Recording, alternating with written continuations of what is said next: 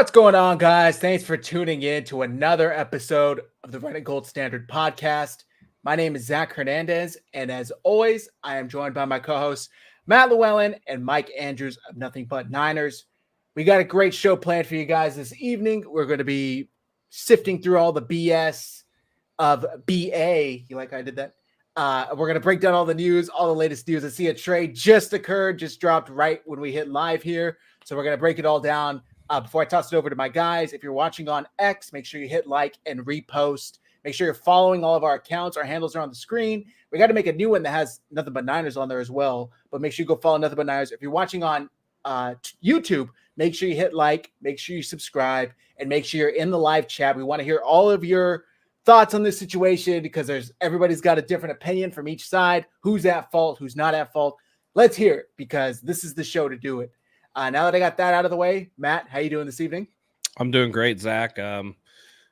Just another day of waking up, going on Twitter, seeing a bunch of nobodies thinking that there's somebody posting a bunch of bullshit on Twitter and or X or whatever you want to call it. At this point, it doesn't really matter.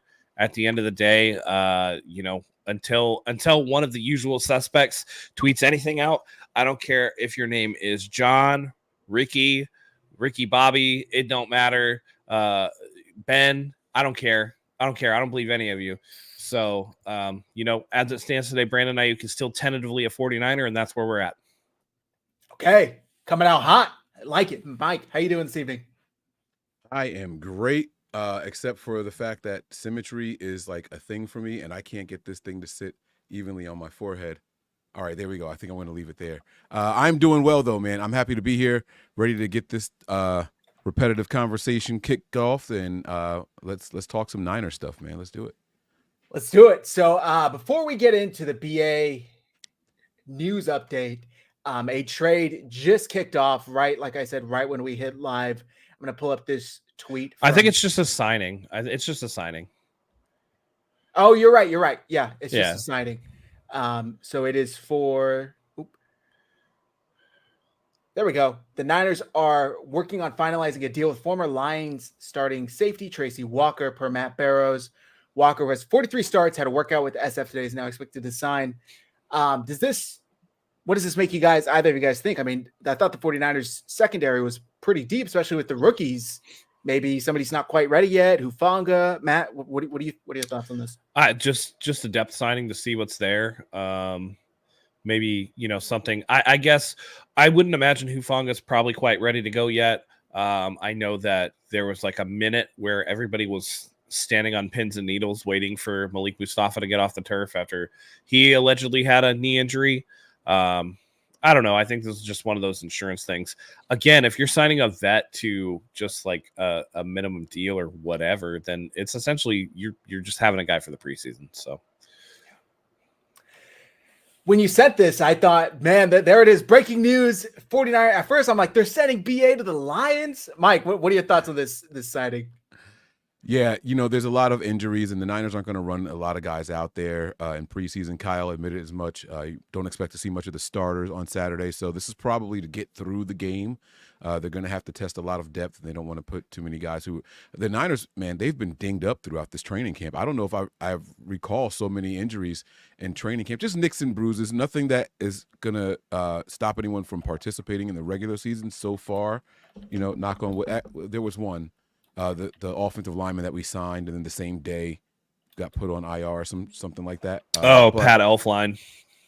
Yeah, there you go. Yeah. But other than that, I can't recall anybody getting dinged up in training camp and is like going to go into the season. Christian McCaffrey probably is the one that has the longest one. But this is just business. You got to keep the 90, make sure you have enough guys to run out there during the game. So that's pretty much what this is. I mean, and I don't know anything about this person. I would be lying if I said I knew how good he was or how bad he was.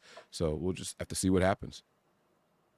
Yeah, I guess so. I think this signing, I think, Mike, you nailed it right on the head. Sorry, I'm trying to get the banner to scroll across. I'm a little – all right. I think you hit it right on the head where, preseason for some reason, Kyle Shanahan – I shouldn't say for some reason. I know exactly why, and it's because of injuries. But he doesn't want any of his starters to play. Hufanga's not quite ready. Although there's been some promising reports out of training camp that he's closer than maybe initially anticipated. With that said, I think they're just going to play it safe, sign this veteran, maybe see what happens. It kind of reminds me like when they signed, Tyshawn Gibson. He was, veteran safety, didn't really have too much attention on the free agency market. And he came in and started a ton of game for the 49ers and played at a pretty high level. There you go, Mark. Mark brought up free safety Eric Harris got cut today. So that's likely a good replacement for him.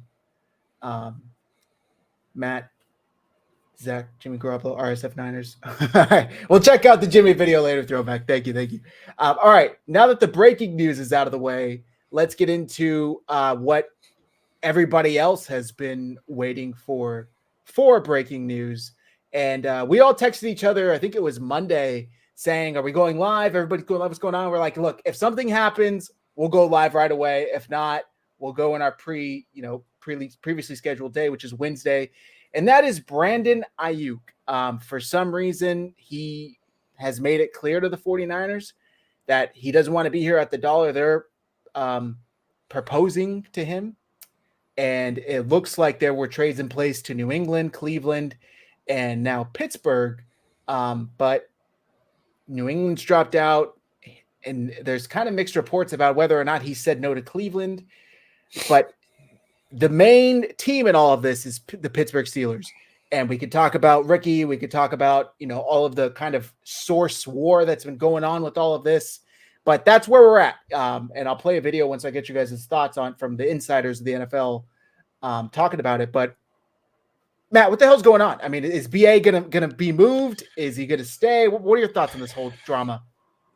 I don't care at this point. I really don't care. I just want a resolution because I'm tired of talking about it every day. I've never seen such BS. I didn't think it would be possible to get to the point where we outstripped what happened with Deebo Samuel, but I think that Brandon Aiyuk and the team looked at that situation last year, and instead of learning from it, they were both like, all right, bet, cool. We'll do that.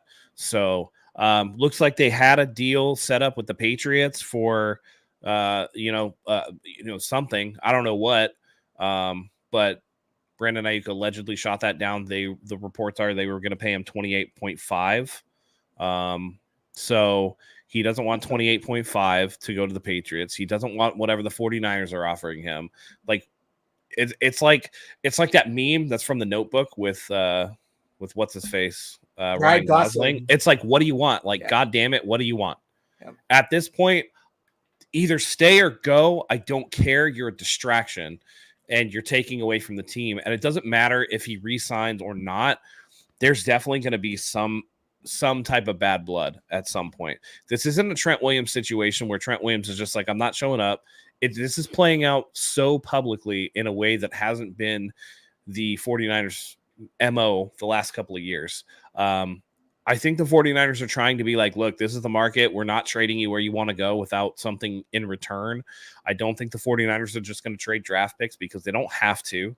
He can sit at home and they're going to get the same amount of value that they would if they traded for next year picks, which is nothing for this year, which is important in a Super Bowl year, right? Wide open Super Bowl window. And you're not going to have Brandon Aiyuk either way. So why are you even worried about, what's to come in that, in that aspect? So I don't know, man. I'm done with it. Wide receiver, infinitely replaceable. He's not one of the top 5 in the league. So, again, if you can get 60% of his production in this offense from somebody else, the 49ers are going to be just fine. It's just like, you got to figure it out, dude. Like, take the deal or get traded somewhere or whatever. It doesn't matter. Like, figure it out. Mike, what are your thoughts on this whole situation? Well, so I kind of disagree with some of what Matt was saying. I don't disagree with it. I can't say that, he's not tired of the back and forth, which, rightfully so. But nothing has really changed in the 49ers locker room. Nothing has changed in the 49ers front office. The only thing that changed within the last 72 hours was the fact that the 49ers allowed his team, Brandon Aiyuk's team, to contact other teams. So when he requested a trade, apparently the Niners never accepted like him requesting a trade. All right, we'll call around to a couple of other teams, and then a couple of days ago, the Niners said, okay, now you guys can call around to a couple of other teams, and see what you guys think the market is. That doesn't mean that Brandon Aiyuk has been any more or less annoying in the locker room. The nuisance is coming from social media and all these people vying to break the news first. Brandon Aiyuk has done nothing any different than what Deebo Samuel did, requesting a trade and all that stuff. I would say the one example that I brought up is him like trying to have his cake and eat it too. Him saying like New England offered him 28.5 and he's like, I'm not taking that, and I'm not taking what the 49ers are offering me, but I don't want to go to New England. So like, is it the money or is it like a place to play? Like, because you can't have it both ways. You can't say that you want to get paid, and then when somebody is going to offer you that, you're like, nah, I don't want to go there. Well, so, okay.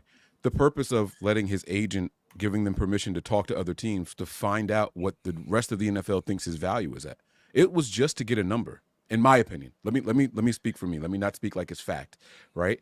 The Niners say, well, we called around and no one wants to trade you what we're looking for, and no one's going to offer you much more than what we think. And then so, oh, you don't believe us? Fine. You guys make those calls. And now you find out, and the numbers have been. I heard someone say that the Patriots were offering over $30 million. So I have no idea. Again, that's all social media people trying to be the first to report or just make their claims with it. But here's the bottom line: the Niners have his rights, and it doesn't matter if a team said we're going to give him $50 million a year. The Niners don't have to make that trade. The Niners' only incentive for moving Brandon Aiyuk this year is to improve this roster. Losing him is going to be a loss. When's the last time a 49ers wide receiver had 1,300 plus yards? I don't even know. I'm not asking you guys to come up with an answer, but I don't know the last time that happened. This is not something that's going to be just easily replaceable where you can snap a finger and just say, all right, anybody can come in here and do it. That's not the case. We go through wide receivers very quickly on this team. So that's not the case. And then you have to be able to be a downfield threat also. You have to be able to break tackles and get the yards after the catch and all that. These were the things that Brandon Aiyuk did really, really well in the system. You're not just going to grab some random person and say, oh, it's all right, don't worry, they can do it, right? So it's about finding out exactly what the market is. And now the Niners say, okay, we know what the market is. That's the answer that they were looking for. Right now, that's the market. And whether they decide they want to pay it or not, Ayuk's team knows we know we can get at least this much from another team. The Niners are going to say, you can get that much. We're not willing to pay it, so you're stuck playing for your fifth-year option. Or we can try to work out another deal later on. But either way, I don't see a scenario right now that the Niners are going to trade Brandon Aiyuk and get better for this upcoming season. I don't see it. I don't care what player you try to include in it. I don't care what compensation in the draft. It's not going to help the Niners this current season, and this is the season that the Niners are focused on right now. Every time Kyle goes to the podium, he's saying, I am worried about the regular season. I'm worried about week one. He doesn't even say I'm worried about getting to preseason. I'm worried about week one. I'm worried about getting to the season. It's that simple. So quick. last receiver to have 1,300 yards receiving was Deebo Samuel in 2021. And then the next season he had 632 with only 2 touchdowns. So life comes at you fast. Don't take that for granted. What I would say is reputable reporters have said that multiple teams have had frameworks for trades, but that Aiyuk has said he doesn't want to go there. So Aiyuk is saying he doesn't want to go to these places, even though the team is like, we got compensation. And then there's multiple reports. I think Josina Anderson was the one that said 28.5.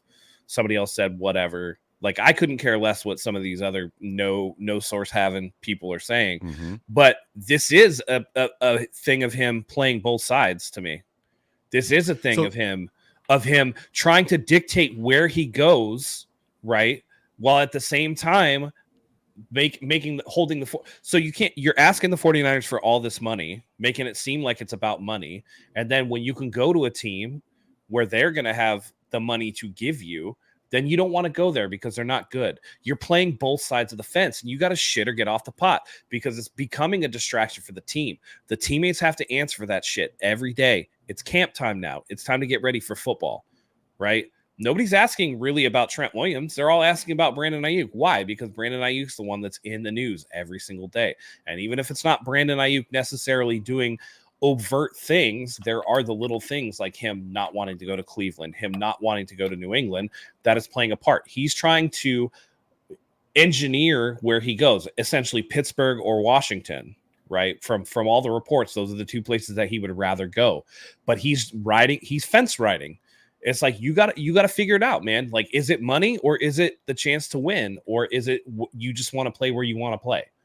You got to figure it out, though. There's the third option, which has been his first option all along. I want to be paid fairly and stay. That was his very first statement on the pivot and everything else. Anytime Aiyuk himself has spoken, he has said, I want to be here. I just want to be paid fairly. But what he thinks is fair might not necessarily be realistic, and it's definitely not where the 49ers apparently value him. Yeah, so, like, again, at that point, you think you're worth something, and there's a team out there that wants to give it to you, but you're like, no, I don't want to go there. Yeah, that's what's ridiculous. That's the money. That's the money that you asked for. So go there and collect your paycheck. Yeah. If it was about money, he would have gone to New England, because they were offering, as Ari Myrov reports here, we're offering north of 30 million. Josina Anderson reported the same thing. So that's what I don't really get. It seems like he just wants to go to Pittsburgh based on all reports. Again, all of this could be complete BS. All we're going off of is these reports, but he turned down Cleveland. He turned down New England.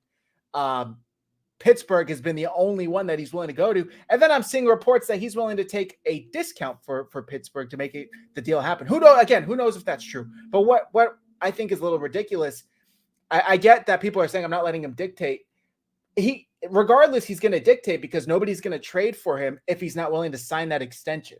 So in a sense, the 49ers don't really have a say whether or not they can trade him somewhere, because if a team, let me get this out, then Mike, you can respond. If a team doesn't have the understanding that he's going to sign an extension upon trading, then I would imagine that team is not going to trade for him, because why am I going to give up all of this compensation for basically a 1 year or 2 year rental on a player? I think that they are only going to give up that compensation under the understanding that he will sign immediately an extension. Mike, it seems like you disagree. Well, kind of. Only a little bit, right? There's no trade clause in the 5th-year option. The Niners could trade him right now without a deal in place if they chose to. NFL teams have traded disgruntled and distracting players all the time, and then it's the other team that acquired him. It's their responsibility to negotiate the deal from then forward. So it's the Niners clearly aren't frustrated with him. Otherwise, they would have moved him for the best offer that they got. That's number one. And then the second part to that is him saying, well, no, I don't want that. I don't want to go there. I don't want to go there.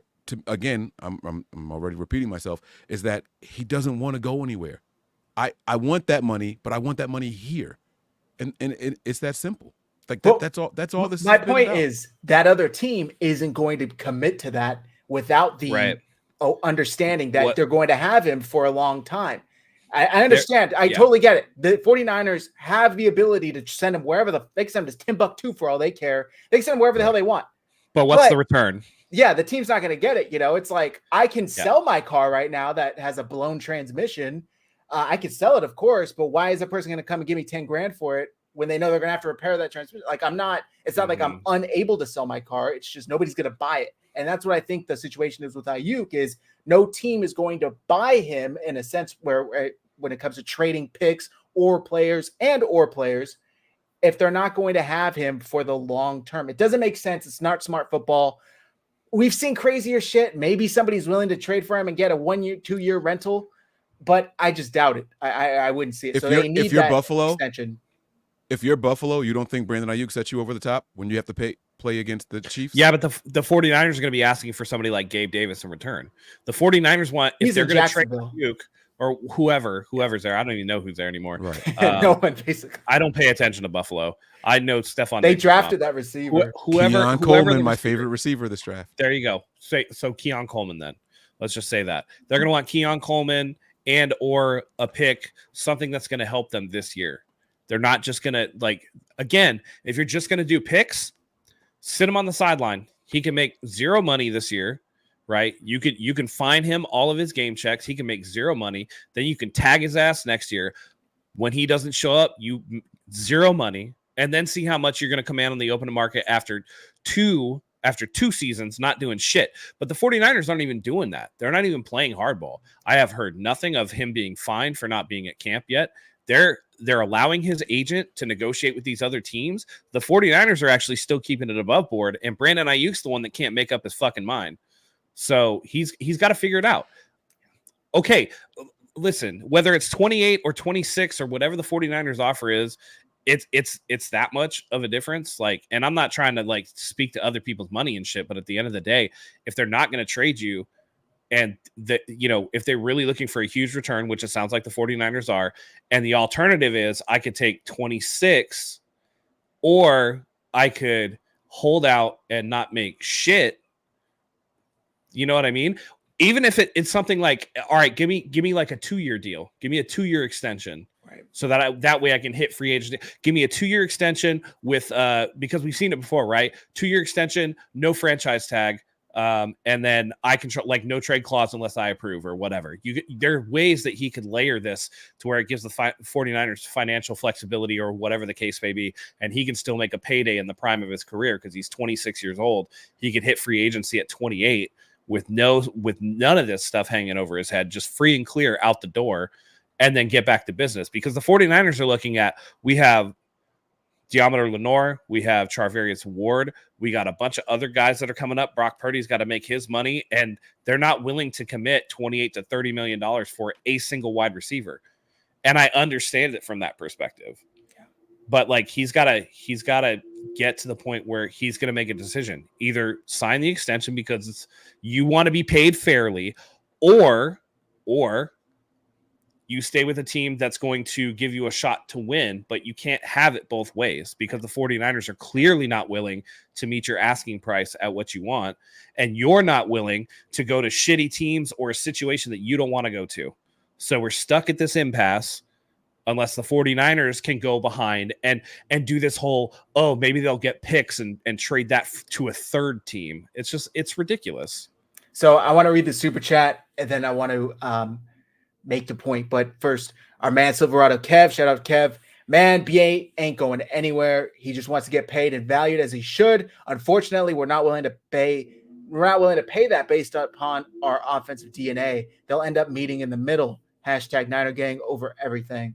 Look, my whole point, thank you, Kevin. Appreciate you. Glad to see you. Hope you're doing well.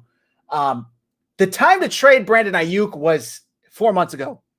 The time to trade this man was 4 months ago, not 3 days before their first preseason game. Even if you trade him for Devontae Adams, for Justin Jefferson, how long is it going to take that wide receiver to come in here, learn the playbook, get up to speed? Like, if the 49ers really do go through with this and don't get a real playmaker back in return, which it doesn't really sound like is on the table, according to these reports, it's a complete malpractice, complete mishandling of the situation. And I think they deserve all the scorn that comes with it, because there's also another option that nobody seems to be talking about, which is finish out your fucking contract and then leave as a free agent. Like, if you don't want to be here that badly, I get it, I guess, but you are under contract. The 49ers have the ability to franchise tag you after that. It's like you want to have, like Mike and Matt both said, he wants to have his cake and eat it too. You want to be able to pick your destination and get your money. Well, that's usually a thing for unrestricted free agents, buddy. So you can't really do that while you're under contract. So again, the 49ers, if they knew that they were going to have to trade him, or if they at least felt like they were going to have to, they should have fucking traded him in April when they could have got a draft pick, drafted another receiver. I understand they drafted Ricky Pearsall. Maybe they would have drafted 2 for all we know. Maybe they would have drafted another tight end. I don't know. But that's when they needed to do it. So that way they could get a player and get them up to speed, or maybe a veteran. I don't know. But that was the time. So now that it's sitting here August 7th, 3 days before their first preseason game, it's completely ridiculous that this is even an issue. And Mike, or whoever wants to add something, I want to get that. And then I want to read a little bit of an article from Mike Silver, because I think it shares a lot of good insight. Think of Mike Silver what you will, but I think he's pretty tapped in. Go ahead, Mike. I just got one last thing to say about this. I know there's a lot of outrage towards Brandon Aiyuk, and the fans are starting to turn against him because they think that he doesn't want to be here. I think his actions are saying that he does want to be here. But aside from that, we also have to separate the player from the agent who is trying to do his job. That agent's job is to get his client the best contract. It's not to be on the best team and all that. That's all during free agency. But right now, the agent's job is to say, let's see how much money we can get for this guy for this extension. That is the focus of this agent right now. And so the agent has to continue to stir this pot and say, these teams value him at this amount. So be upset with Brandon Aiyuk, but make sure that it's not misplaced hate. Make sure that you're applying it the right way, right? Like Matt said over and over, having your cake and eat it too. If you want to be frustrated with that, I get it. But we don't know that Brandon Aiyuk literally said, guys, he literally said, I called my agent ready to get the suit out because there was an offer from the Niners. These are his words. We got to let go of that old shit, though. We got to let go of that old shit. Because you know why we have to let it go? Because the market changed and the agent says, I think we can probably get more. And that's by the way, the agent now at this point. I want to clarify. I am not mad with Brandon Aiyuk, the person. I am mad at or frustrated with the Brandon Aiyuk situation. Boom. Like I want it to be done and over with. Either way that it's going to go, let's get it over with. And I understand that he wants to get what he can and the agent wants to get the best deal for him and all that stuff. But at the end of the day, like you got to, man, again, it's like trying to give your kid something, right, and making a deal with them. And it's like, what do you want for lunch today? And he's like, chicken nuggets. And you go, okay, cool, I'll make you chicken nuggets. And you pull out the nuggets, and they're like, I don't want those nuggets. I want these nuggets. Well, like, I'm not going to the fucking store to get you different nuggets, okay? We got nuggets in the house. That's what you're going to get. And that's kind of like what it is, right? Like, you don't want to go to New England, even though they're offering you money. You don't want to go to Cleveland, even though that's a trade that works for us. You want to go to Pittsburgh or you want to go to Washington.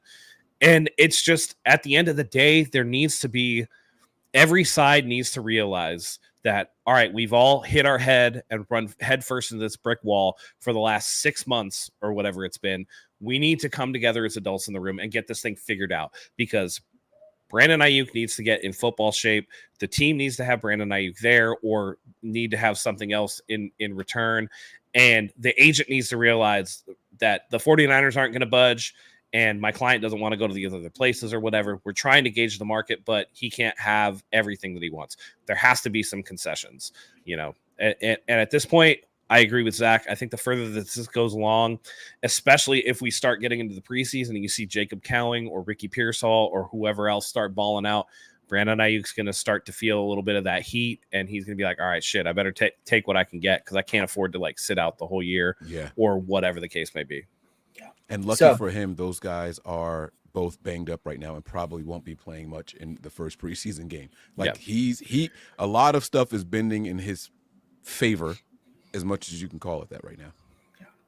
Yeah. All right. I want to read a little bit of this article. Sorry. One thing lastly that I want to touch on. I think it's really annoying that everybody in social media, this is the thing that frustrates me the most.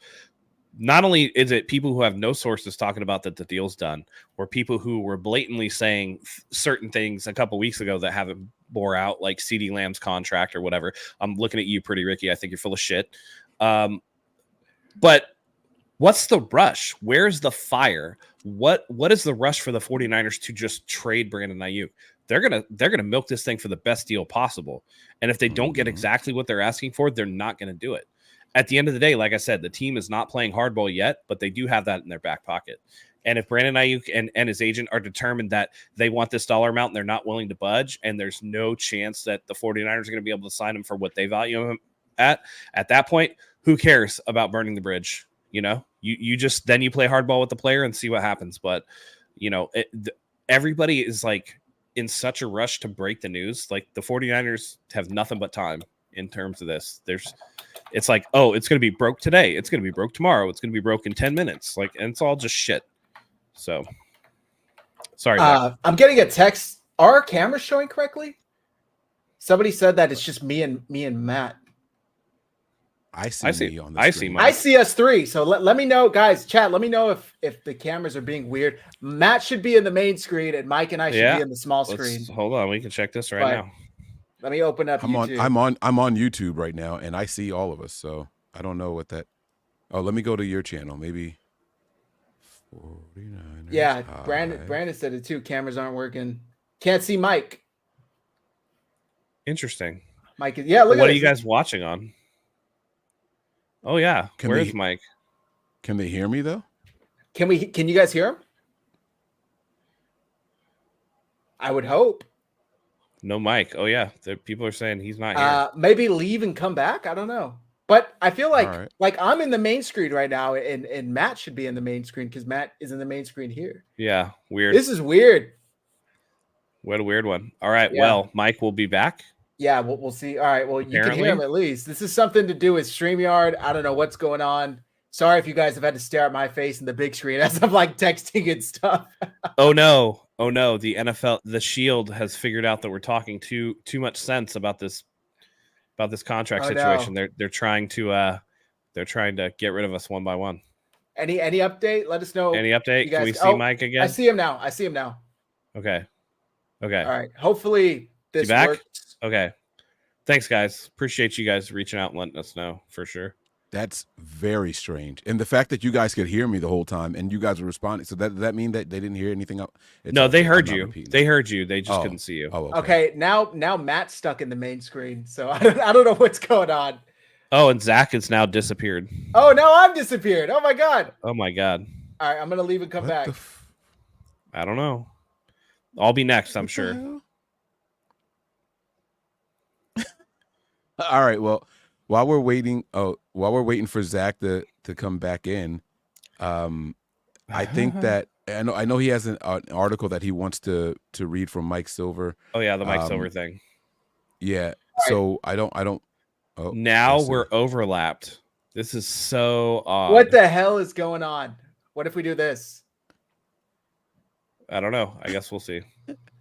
You guys got to bear with us. StreamYard's being really weird. StreamYard. So I'm looking yeah. on YouTube. Okay, there we go. The three of us are in this screen here. So Okay, That works?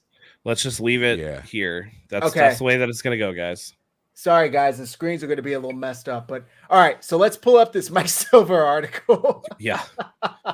that is wild. I've and never now I'm seen moving in this slow before. motion. Yep.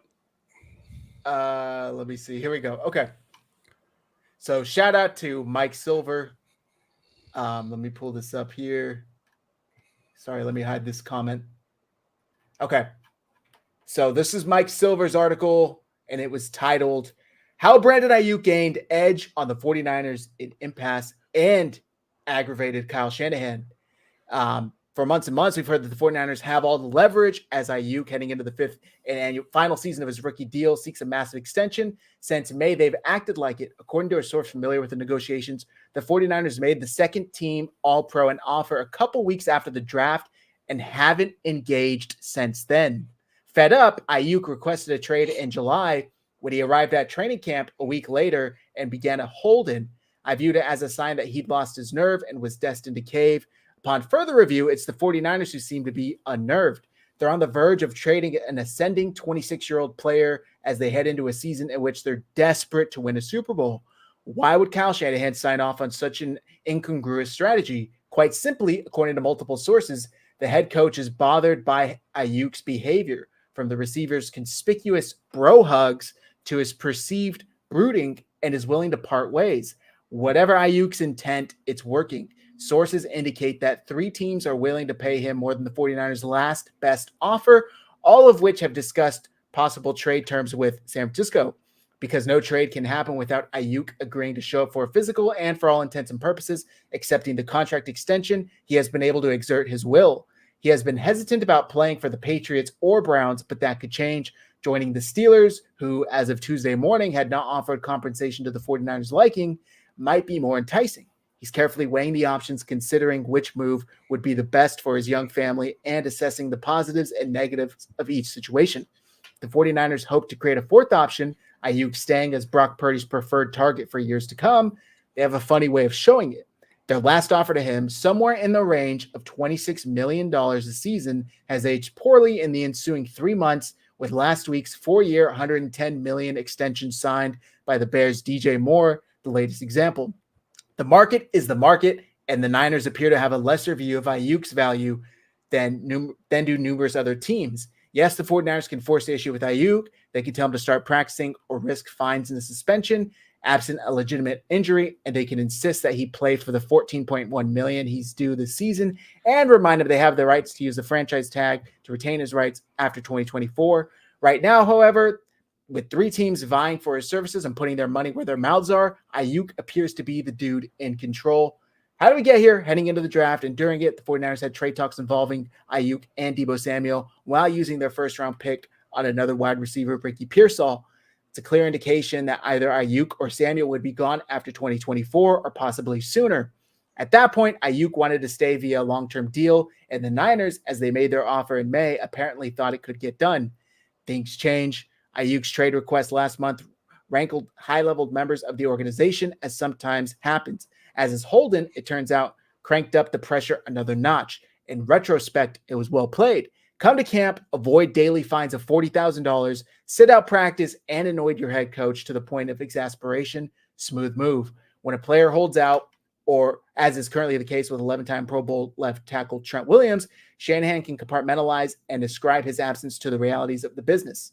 The continued presence of Aiyuk in all his emotionally charged splendor seems to be triggering, and Samuel, who is having a superb camp, has done his part too. Two off seasons ago, Samuel took a hardline stance during his contract dispute, publicly requesting a trade and holding firm even after Shanahan and Lynch got on a plane and visited him in an unsuccessful effort to smooth things over. Ultimately, the 49ers threw money at the problem, signing him to a 3-year, $71.5 million extension through the 2025 season early in training camp. Months after the 22 season, Samuel described as awful. He said that the contract dispute had been a distraction and that he'd come into camp out of shape. I mean, that's the majority of this. Shout out Mike Silver. I know a lot of people don't like him, but I personally think he's tapped in with the 49ers. He usually has good information. The thing that stuck out the most to me about this, and I'm sure you guys will agree, they made their offer in May, and that's been their offer. Like, there's 2 ways to look at this, right? The 49ers are being stingy, unwilling to negotiate. Wow, how could they do this to their star receiver? Or this is literally the most we can offer you, dude. Like, we have how many players? I think I saw a list. They're like second or third with players that are coming off of contracts next year with 17. We have 17 pending free agents next year. We have to extend our quarterback that's going to probably cost like $60 million. This is literally the most we can pay you. What route do you think is more likely? Do you think they're just not willing to go up? $26 million seems maybe a little low, especially after all the extensions that have happened since. Mike, I'll start with you. What do you think? No, I don't like the article at all because the Niners made the offer before the draft. Aiyuk said that. He said they made the offer before the draft. And then what changed was the guys getting signed also later in April before the draft. And that was where they reached an impasse. It wasn't any offer in May that made everything change up. And then as far as Aiyuk showing up and that being frustrating as opposed to sitting out, Kyle has said over and over, like, this is part of the course. They can't just fine him for showing up and not practicing. If he says I have too many cramps, I can't play, he has to sit on the sideline anyway. So it's all the same thing. He just has to be physically there to avoid the fines. The article is filled with a lot of fluff. And then when they asked about the greeting and the hug and the bro hugs is what Mike called it. All right. Kyle said that's how I always greet him. Kyle's words. So we're supposed to say, Kyle, you're lying, and Mike Silver's right. Like, I'm not buying anything that Mike Silver says. I'm sorry. That's my take on it. That's fine. That's fine. Matt, what's your take on it? I agree with everything that Mike said. And on top of that, I think that it's a little bit silly to say that Aiyuk has all the leverage again, when he's like, it would appear that Aiyuk has this and this and that. And it's like, well, appearances can be deceiving because the 49ers literally don't have to do anything with him, and he's not going to play, and he's not going to get paid, and they can tag him next year, and then he's in the same situation again.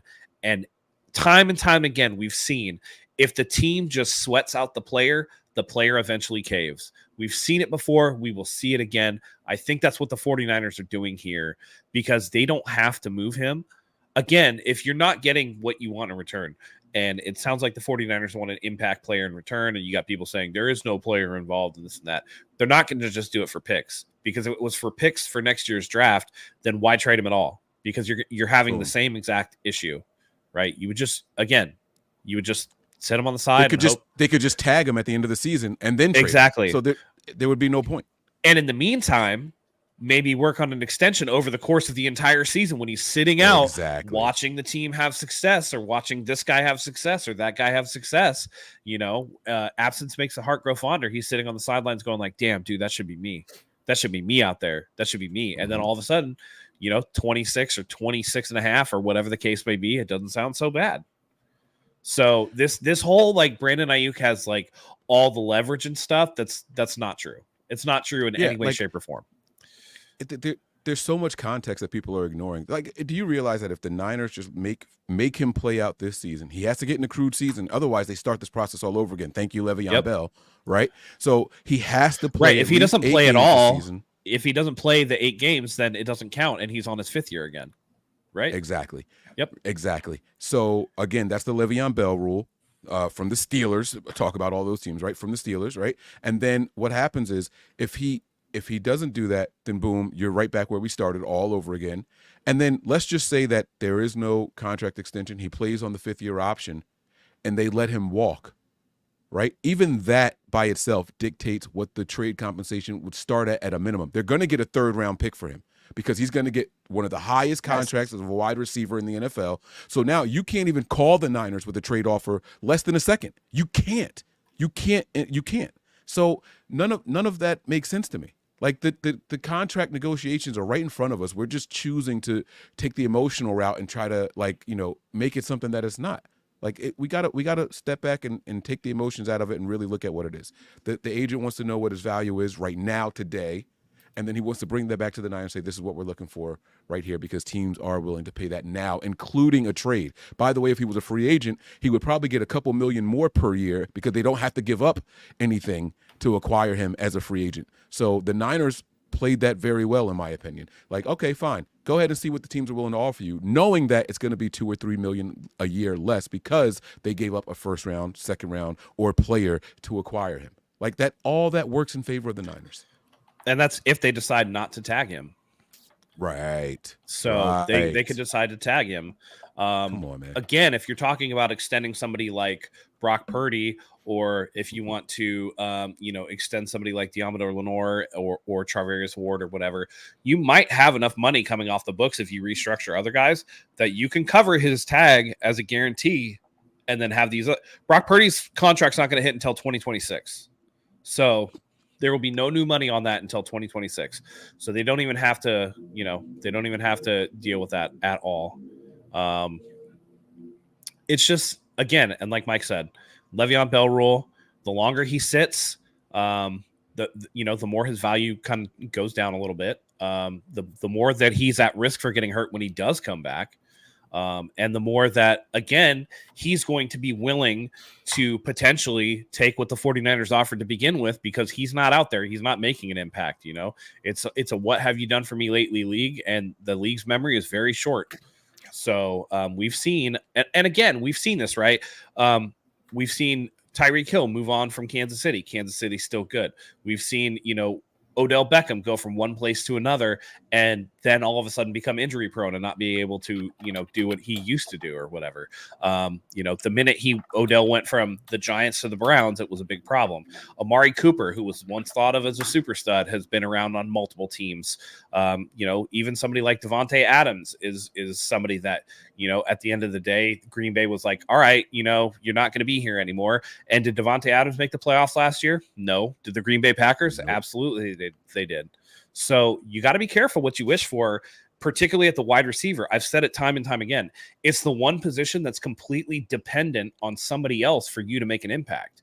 If you're not getting the ball, then it doesn't matter how good you are because you're not going to impact the game in any way, shape, or form. And that's something that, they need to deal with. So we got Zach, I think we got a super chat. Yeah. Well, for Brandon. Okay. Sorry about that. We were dealing with the cameras right when this came in. So Brandon from our faithful podcast says, in your guys' personal opinion, What do you guys think he deserves? He's only had, 2 good seasons since being here.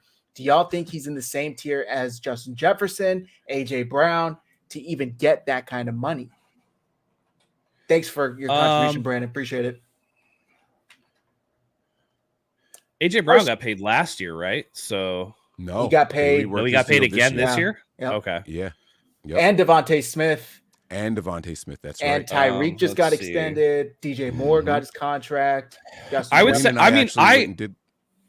I've said I would give him the Jalen Waddle contract, where he's making like 28. That's 28.5. Yeah. Yeah. That's 28.5. Yeah. I would do that. He's definitely worth it. But also the 49ers can't just be like, you're worth it, we're going to give you that, with so much coming up on the thing, on the docket. You know what I mean? It's like, do we completely gut our secondary and whatever for that? I don't know that they can do that. So I understand the team's thinking. I also understand Brandon Aiyuk's thinking. Again, like I said, my irritation is with the situation being dragged out to this point and so publicly, and now it's becoming a distraction, and and the social media thing is really pissing me off. I can't even go on Twitter anymore. It's going to irritate the shit out of me. I kind of think that's what Brandon's point was. It's like, what do you guys think his value is? Not what do you think he's going to get an offer from the Niners being or whatever, but what do you think his value is? I would say 28 to 29. Yeah.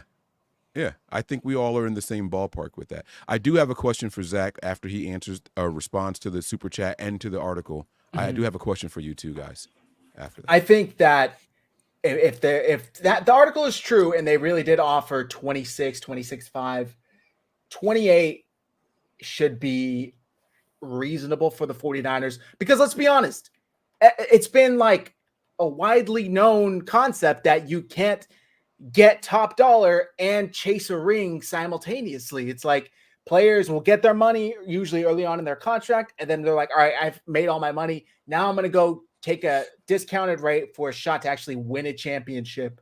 And I do think that Brandon Aiyuk is being a little, I mean, the same term keeps coming to mind, wants to have his cake and eat it too, where he wants top dollar on, arguably the second best team in the NFL. It's not going to work out. You got to pick one or the other. If you want top dollar, go to New England. They were literally willing to offer you $32 million per reports. And I think anything sub 30 is doable. Preferably in that 26 to 28.5 range, I think is what the 49ers maybe could make work. But if he's like, that's what I'm saying. If Mike Silver is correct and the 49ers haven't offered anything since May, and he's saying 31 is my starting point, then what are they supposed to do? Like, they're literally like, okay, then there's nothing for us to talk about if you're not willing to come down at all. I just wish that they would have that, okay, then let's move on, and then turn the gears to let's just finish out your contract. Then you could be on your way. I wish they wouldn't turn to let's trade you then. But go ahead, Mike. No, and what you just said at the very end there was the icing on the cake, right? When it's all said and done, the Niners can walk into the room with him and the agent and say, listen, we're not going to come to an agreement and we're not moving you. Let's go ahead and get ready for the season, period. And then if he chooses to sit out, that's on him. And that leads to my question for both of you guys. I don't have the answers to this. I need to know when the trade deadline is, and is that before or after 8 games for the 49ers? Because he needs to play 8 games to accrue a season. Is that before or after the trade deadline? Because I could see a scenario, right? I could see a weird scenario where Brandon Aiyuk does one of these. All right, I'll come in and play 8 games. It's a I'll week accrue 9. my season. There you go. And then, I pulled the hangnail. I can't play anymore. But and when then is the 49ers bye week? Right. So that's what we got to find out. Right. I'm pulling it up That's here. what we need. And I don't remember when the bye week is. That's crazy that I usually pay a lot of attention to that in the beginning of the season, but I don't remember when the actual bye week Sure, is. the chat already has it. Week bye week is week 9. Yep. So it works out perfect. Is week 9, yeah. So he could pull that hangnail, and so the trade deadline, he would play all the way through that and then could try to make the Niners suffer, but then he can't because the trade deadline it's the week of week 9. They would have to trade him that week while we're on the bye week. Yep. So I mean, he not for nothing, he's stuck here. Yeah, he's stuck here. See, can I just say real quick, not to cut you off, Mike, I'm sorry. No, you're good. A lot of people have equated this to, have you ever worked with somebody that's leaving at the end of the month and they're just in fuck it mode? They don't care about doing anything right. They're vindictive. They hate their workplace. That's how he would be if the 49ers kept him. I strongly disagree, because this would be more like you have a month left and your next job and pay is directly correlated to how you work this last month. And you need to get a glowing recommendation from your manager to your next job, because you think teams are going to want to sign him to $32 million a year if they just watched him like shit out the season and barely half-ass it. That's not a great showing of one's character. So I think it's in both of their interests to just have him play his best. I totally get you wanting more injury guaranteed, but that's the realities of the NFL. The 49ers came to the table. Maybe you could argue in bad faith. Maybe you could argue they were in good faith. Regardless, as they tried to get a deal done, they couldn't get it done. Let's just be gentlemen about this shit. Finish your contract, and then you can go and do whatever the fuck you want. Well, and here's the other thing, too. I think that there is a little bit of misunderstanding involved when it comes to AAV, because that's what has been around. How much is he going to get per season? And I think what we're missing is some nuance to that, because not all contracts are static AAV. They change, right? Brandon Aiyuk, if the total contract was $26 million AAV for Brandon Aiyuk, right? But it was front loaded so that let's say it's a 3-year deal for, I don't know what, let's round it off to 30. Let's just say 30 million. That's 78. Okay. Sorry. Right. Okay. So 78 million. All right. 3-year deal, 78 million. But you get 55 million in the first 2 years. You're not making it to the end of that contract before you either get restructured or extended again. So, what are we quibbling over AAV? And that's all I've ever heard was AAV. We know he wants guarantees. That's for sure. He wants some type of guaranteed money, but we don't know what the guaranteed money offer was. All we hear is this mythic AAV, that this is what he's going to make per season. And I think until we know what the finer, contract details are, which we never know until even when somebody's signed, it takes 3 days for this stuff to become common knowledge. So until we get that, I think we're just kind of everybody's spinning their wheels and speculating, just like Mike Silver's doing with Kyle Shanahan's annoyed with BA because of the bro hug thing. And he was previously in his doghouse. So he's definitely in his doghouse now. That is so speculative and unfounded in any type of reality. He's just kind of making stuff up. But I just think that, I don't know. I just, again, is it the guarantees? Is it the average annual, whatever?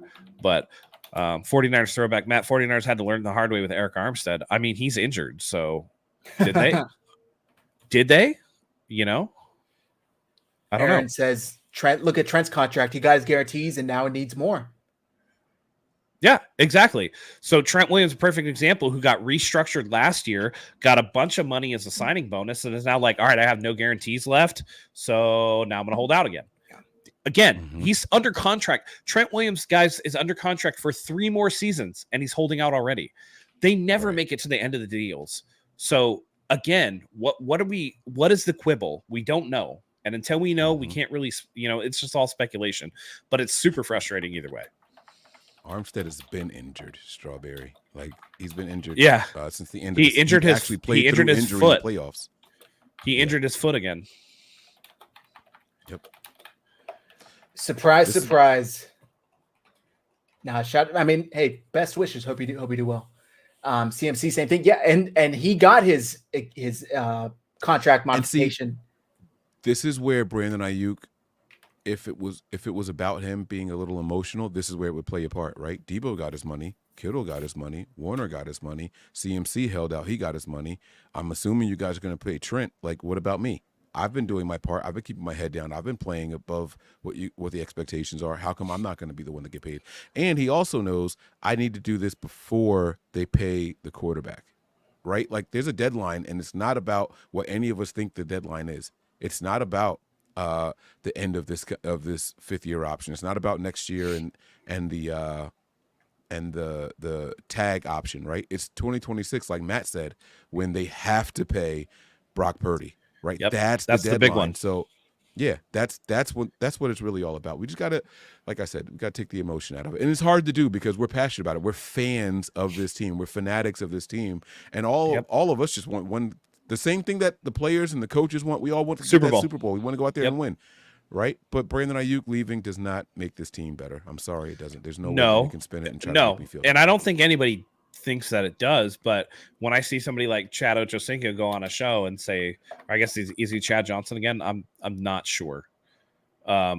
Whatever. When he goes on a podcast, or I think it was with, I can't remember who it was. Shannon Sharp. Yeah, it was with Shannon Sharp. And it's like the window's not closed. And again, they went heavy wide receiver in the draft. So this is not the 2019 49er roster where you're pretty bare on talent behind Aiyuk and Deebo Samuel.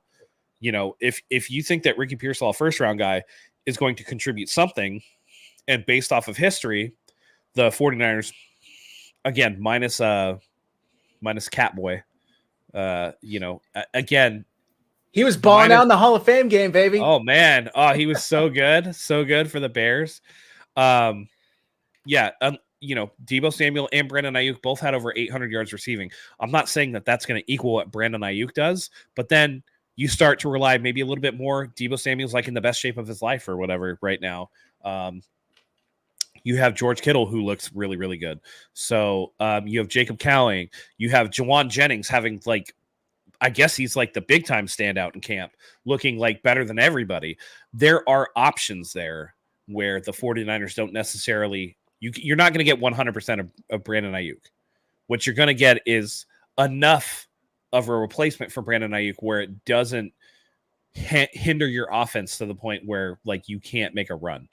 And if you believe that the defense has gotten better, either through subtraction of coordinators or the addition of players or both, then again, you're tipping the balance in a different way, right? Whereas Brock Purdy never left the field trailing in the Super Bowl, but the defense couldn't get a stop when it was needed the most because of injuries and this and this and that. So I don't know. I just think that, again, I think it's overstated to say that while, yes, the 49ers won't be as good without Brandon Aiyuk, it's not that they're going to just be trash straight up. I think we're all sick of this damn topic. And I think we're all at the point where whatever's going to happen, please just happen. If you're going to get traded, get traded. If you're going to stay. Let me play this clip from Rappaport, and then we'll move on. And I did want to talk about the preseason game. I know we're an hour into the show. We'll talk briefly about what we're looking at for. Hopefully, sharing the screen doesn't really fuck up the StreamYard's been iffy with us, so hopefully it has been. Bear with us, all right? Now, my understanding is there are active trade discussions between the San Francisco 49ers and several teams here. And we have documented, and Mike and Tom have done a great job of it over the last couple hours about detailing where they are. My understanding is the Pittsburgh Steelers have had discussions with the 49ers about potentially trading Brandon Aiyuk. They are for sure in it right now. They are one of several teams that the 49ers are speaking with. The Cleveland Browns are one of those teams. The New England Patriots are one of those teams. And there are a couple different parts to this trade. There is, can the 49ers agree to terms on a deal with either of these teams? I would say they're certainly further along with the Browns and Patriots than they are the Steelers. But that is another one that at some point, those two sides could come together and get a deal in place. And then there's the contract that Brandon Aiyuk would want. And that is why he's had so much power, so much say in this situation, because he's not going anywhere unless he gets a contract that he wants, that sets him up financially like he desires. And as Tom mentioned, the market has absolutely skyrocketed. And for sure, he is going to benefit from that. But that's why the situation really hasn't moved, because there's so many different parts, and it is more fluid, I would say, than any other trade I can remember, guys. And you'll notice he mentioned there at the time, this was yesterday morning, that Cleveland was not really in it. It was more so, Pittsburgh was not really in it. It was more so Cleveland and New England. Obviously, that's changed. But I just thought his description of kind of the trade and how difficult all the parameters are it's accurate. It's a very difficult situation to navigate. So, but all right. Is there anything? Maybe I'll end with this. Let's take a vote, just like we did at the end of the last show. Do you think Brandon Aiyuk gets traded anytime? Like maybe I should say before week 1. Does Brandon Aiyuk get moved before week 1? I'll go first. I'm going to say no. I feel like it would have happened by now, but I don't know. Maybe I'm optimistic. Who wants to go next? Me. No. Matt? I'll finish it off. No. If the 49ers are asking for an impact player for player deals are very rare in the NFL, and they're going to want draft compensation on top of that. The asking price is going to be astronomical, and they're under no rush to do so. So I say no as well. Yes. It makes no sense. It makes no sense whatsoever to do it.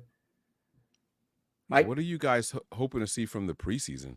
I don't know if you guys want to talk about it. I don't know if you guys are on the time. Yeah, that's where we're going next. Yeah. Oh, okay. All right, cool. Yeah.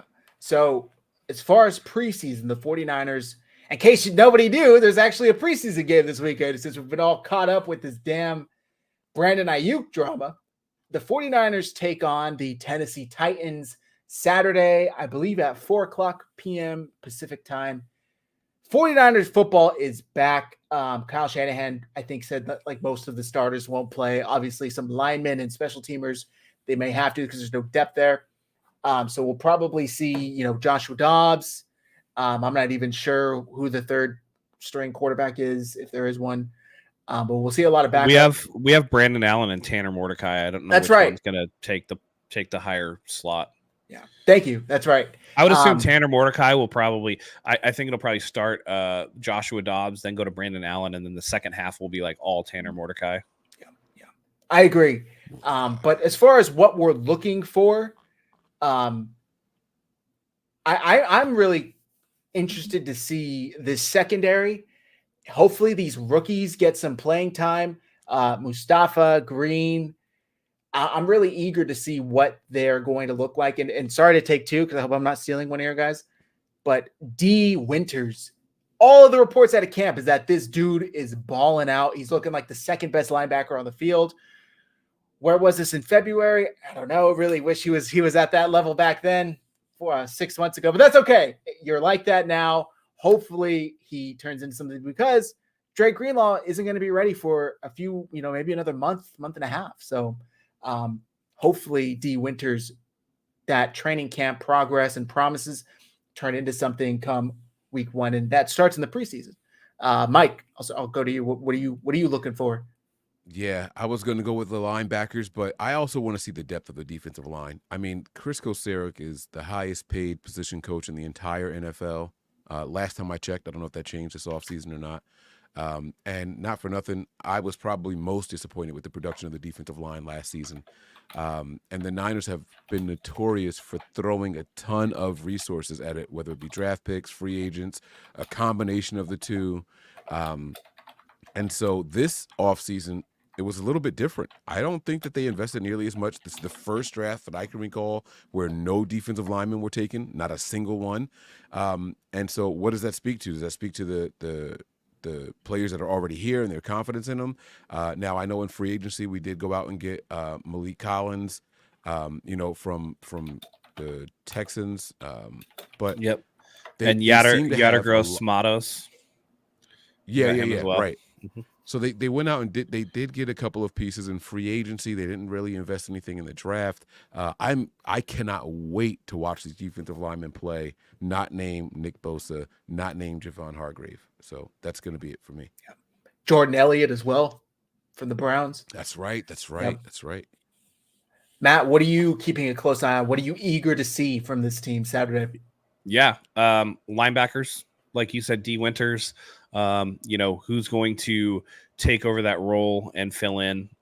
So far, the depth chart has been pretty much Fred Warner and then Demetrius Flanagan-Fowles. And then beyond that, again, does D. Winters have enough to overtake someone like Warren Burks, who's been here for a while? You also have, what's the safety situation look like, right?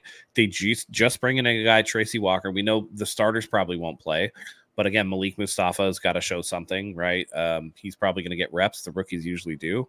I don't know with his knee injury if he's going to this week, but then you have somebody, like Odom, who is a special teams guy.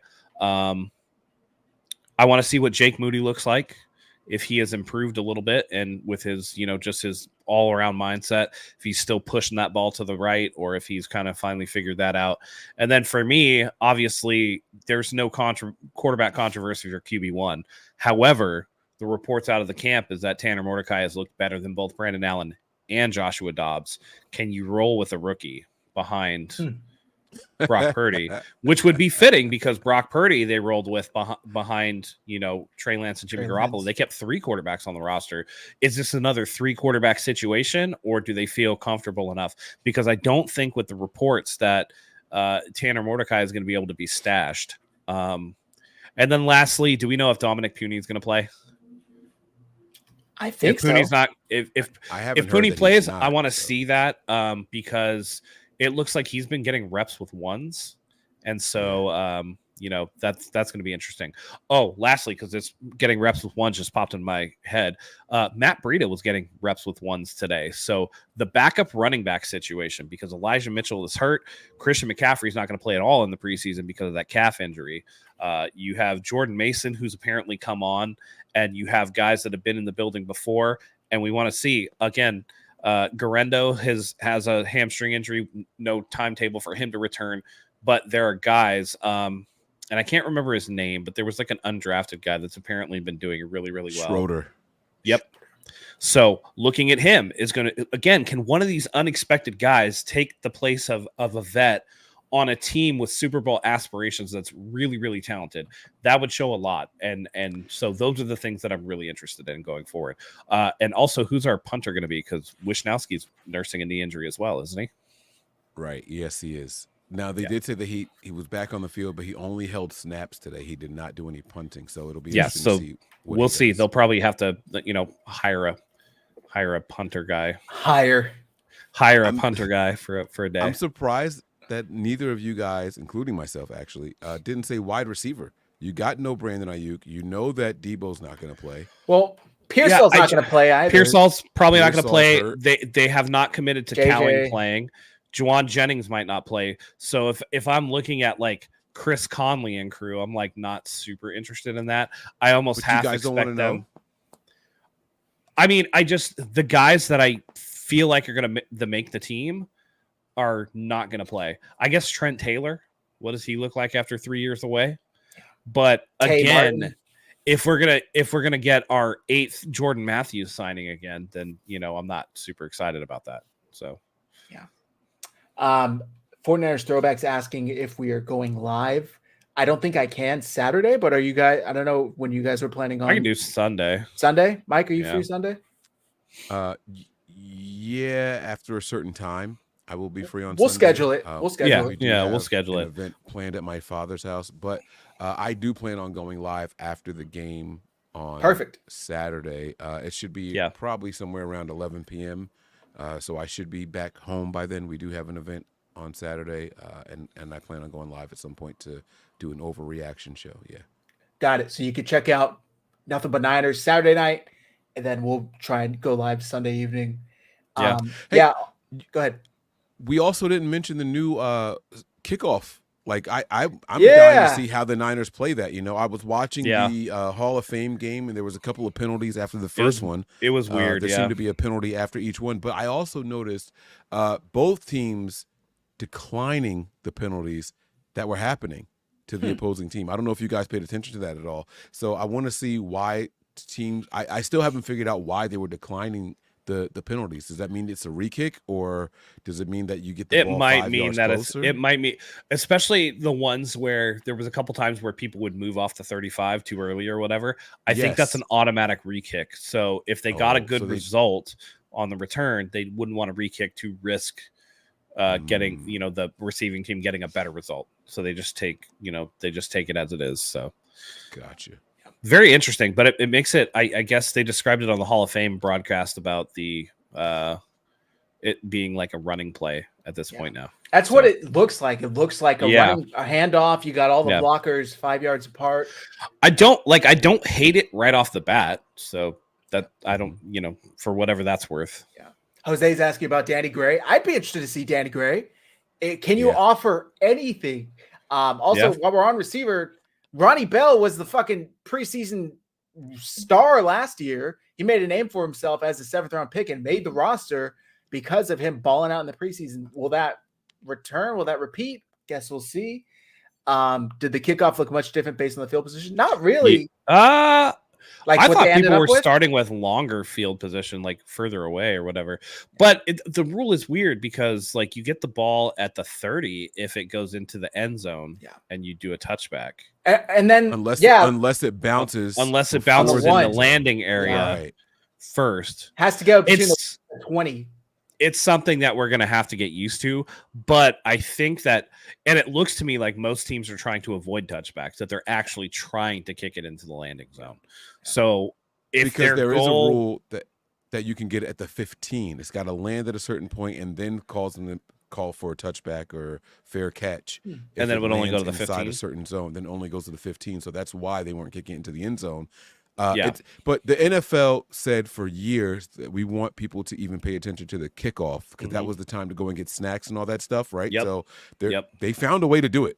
They found a way to do it, and unfortunately, we got to pay attention to it now. So. Yeah, and by the way, this has no impact on punt returns, obviously, which remain the same. I'm most interested in the onside kick rule. If anybody takes advantage of that, I don't like the fact that you have to announce it necessarily first, although I feel like most teams, it's kind of obvious. I still would like to see a situation where maybe from your own 25 or 30 yard line, you have to attempt like a 4th and 15. And if you do that and convert, then you get to continue or whatever. So I think that would be more exciting because I just don't think with it used to be you could overload one side, right? And then it made more likely that you get an onside kick. But now that you have to have like 5 and 5 on each side of the kicker, it makes it so that they're so rare to get. So So for the new rules for the onside kick, correct me if I'm wrong, but I think you have to be trailing. It has to be in the fourth quarter. And you have to announce it beforehand. Yep. Exactly. That's crazy. It's true. It is crazy.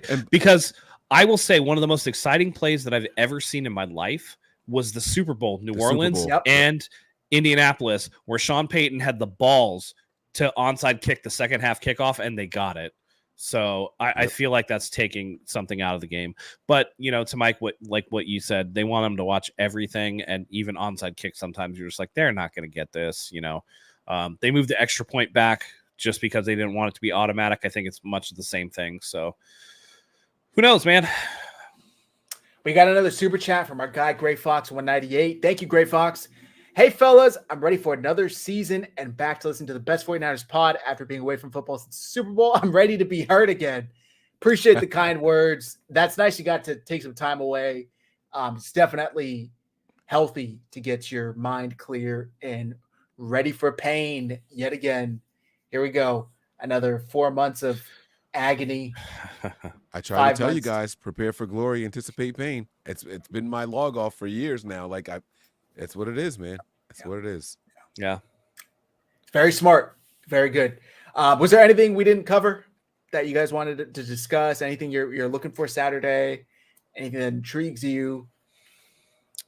Yeah, I'm interested to see, and I know it's like vanilla stuff, but according to reports coming out of training camp, the 49ers have used like 5 down linemen on defense, which they haven't done for a long time. There's been like five rushers or whatever. I'd like to see what the run defense looks like because, again, even if you're not scheming very specifically, broad strokes, right? They're moving away from the wide 9. Are we going to see what a little bit of that new look defense looks like, and how does it do against the run? Because the 49ers could be soft against the run last year, particularly up the middle. What does that look like schematically? I think that having Sorensen and God, I'm getting old, man. My memory is trash these days. Brandon Staley. Thank you. I get there eventually. God, I feel like I'm headed towards Alzheimer's already. But it's going to be interesting to see that dynamic as opposed to what was rightly or wrongly a very frustrating and fraught defensive coordinator situation last year. So what does it look like this year? I think we'll see a little bit of that. Nick Sorensen's going to be interesting. Sorry, go ahead, Mike. No, I'm so sorry. They're giving us a lot to still watch for, even without all the star players out there and all.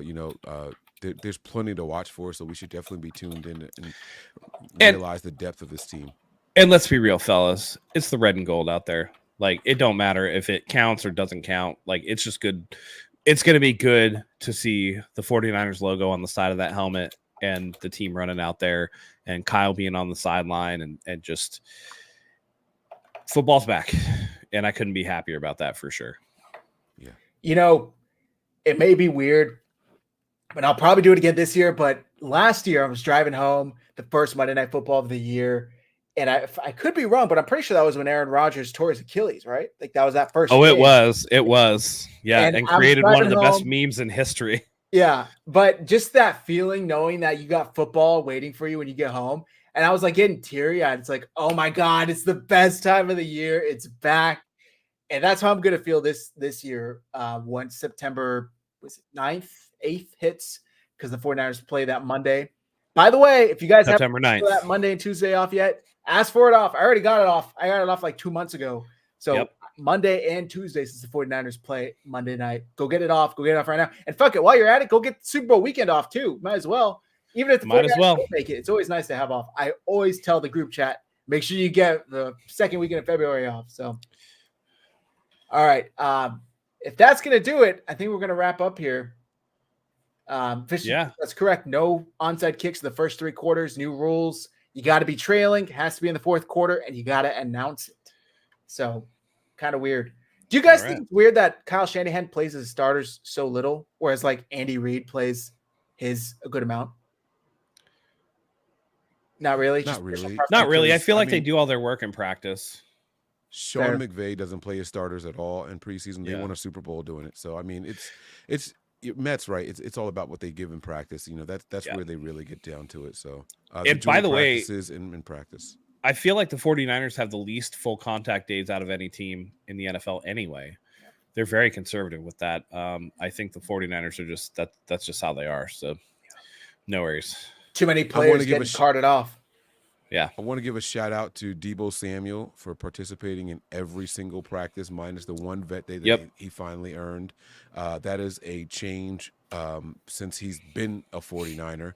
So that's really cool to see. I'm hearing a lot of positive things from Deebo in training camp so far. I have heard that he's still struggling against man coverage, but everything else, he's out there doing it, and he's grinding, and he's being the leader. And we saw from his very first presser, no haircut, no jewelry. He came in locked in and focused. He knows that deal is a little I don't know what word I want to say whimsical, but I don't even know if that's the right word to use at this time. But that deal is not his contract is kind of up in the air. He could be in line for an extension soon as well. So he seems to be super focused, and he knows that his future depends on what happens this season. So I'm excited for what Deebo's going to bring to the table this year. And I love the quote where people were asking Deebo about his motivation. He's like, yo, 2 Super Bowl losses. That's my motivation. So good to see. Yep. Yeah.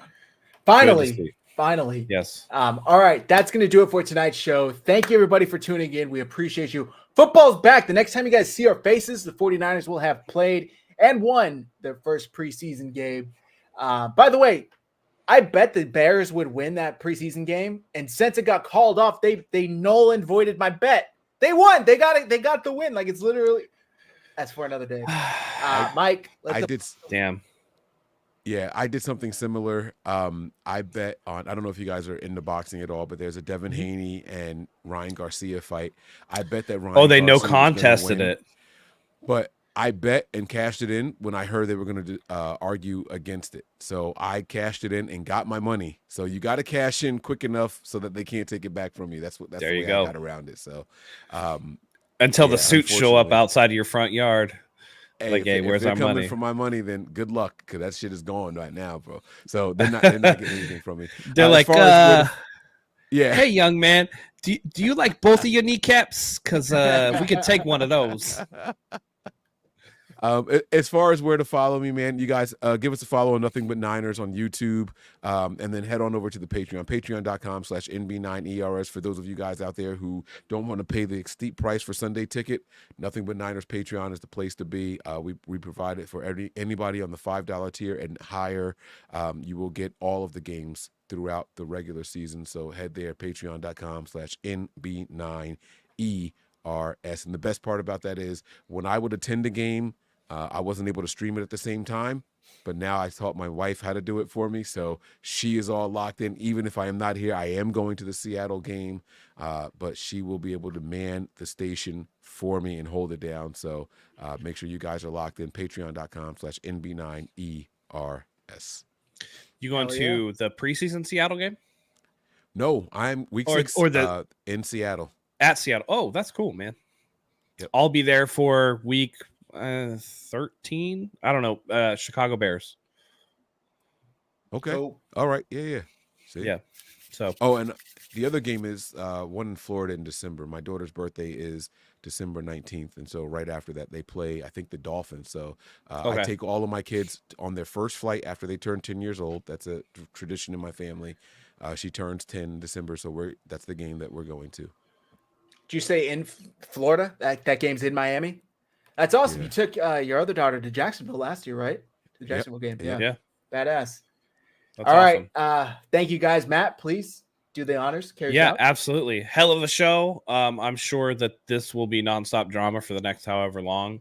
But fact of the matter is that we're only 3 days away from the first preseason game. The 49ers get back out on the field. I know the three of us couldn't be more excited. I hope you guys are excited to come back and join us Sunday. And we'll be breaking it all down for you. So until then, for Mike, for Zach, for myself, thank you as always for joining us. We love having you here. And until next time, and extra because it's game week, go Niners.